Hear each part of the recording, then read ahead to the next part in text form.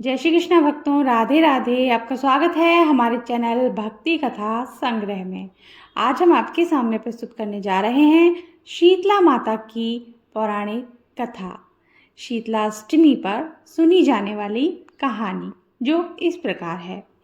एक गांव में ब्राह्मण दंपति रहते थे।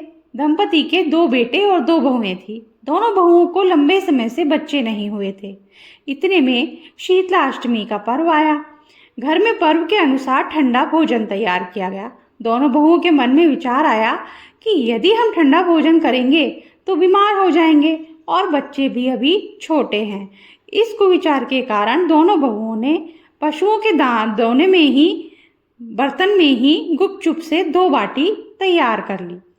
सास बहू शीतला की पूजा करके आई, शीतला माता की कथा सुनी। बाद में सास तो शीतला माता के भजन करने के लिए बैठ गई और दोनों बहुएं बच्चे रोने का बहाना बनाकर घर आई और दोने के बर्तन से गरम गरम बाटियां निकाली, चूरा किया और भर पेट खा लिया। सास ने घर आने पर बहुओं से भोजन करने के लिए कहा। बहुएं ठंडा भोजन करने का दिखावा करके घर काम में लग गई। सास ने कहा, बच्चे कब से सोए हुए हैं, उन्हें जगाकर भोजन करा दो। बहुएं जैसे ही अपने अपने बेटों को जगाने गई तो उन्होंने उन्हें मरा हुआ पाया। ऐसा बहुओं की करतूतों के फलस्वरूप शीतला माता के प्रकोप से हुआ था।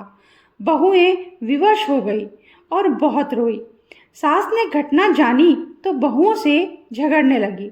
सास बोली कि तुम दोनों ने अपने बेटों की बदौलत शीतला माता की अवहेलना की है, इसीलिए तुम अभी इस घर से निकल जाओ और जब तक तुम घर से बाहर ही रहना, तब तक मेरे बच्चों को तुम जिंदा या स्वस्थ लेकर वापस नहीं आती। अपने मृत बेटों को टोकरे में सुलाकर दोनों बहुएं घर से निकल पड़ी। जाते जाते रास्ते में एक जीर्ण वृक्ष था। वो खेजड़ी का वृक्ष था। इसके नीचे ओरी शीतला दोनों बहनें बैठी थी। दोनों के बालों में जुएं थी। बहुओं ने थकान का अनुभव भी किया था। दोनों बहुएं ओरी और शीतला के पास आकर बैठ गई। उन दोनों ने शीतला ओरी के बालों से खूब सारी जुएं निकाली। जुओं का नाश होने से ओरी और शीतला ने अपने मस्तक में शीतलता का अनुभव किया। कहा, तुम दोनों ने हमारे मस्तक को शीतल ठंडा किया है, वैसे ही तुम्हें पेट की शांति मिले। दोनों बहुएं एक साथ बोली कि पेट का दिया हुआ ही लेकर हम मारी मारी भटकती हैं, परंतु शीतला माता के दर्शन हुए ही नहीं। शीतला माता ने कहा कि तुम दोनों पापिनी हो, दुष्ट हो, दुराचारिणी हो। तुम्हारा तो मुंह देखने भी योग्य नहीं है।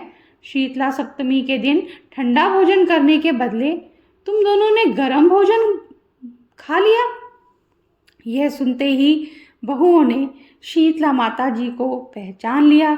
देवरानी जिठानी ने दोनों माताओं का वंदन किया। गिड़गिड़ाते हुए कहा कि हम तो भोली भाली हैं, अनजाने में हमने गर्म खाना खा लिया था। आपके प्रभाव को हम जानती नहीं थी। आप हम दोनों को क्षमा करें।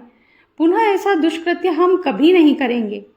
उनके पश्चाताप भरे वचनों को सुनकर दोनों माताएं प्रसन्न हुई। शीतला माता ने मृतक बालकों को जीवित कर दिया।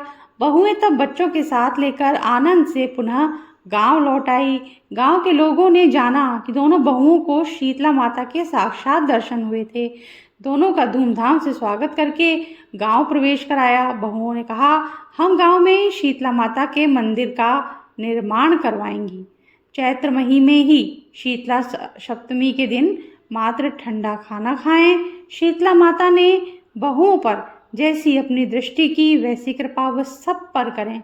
श्री शीतला माता सदा हमें शांति, शीतलता और आरोग्य दे।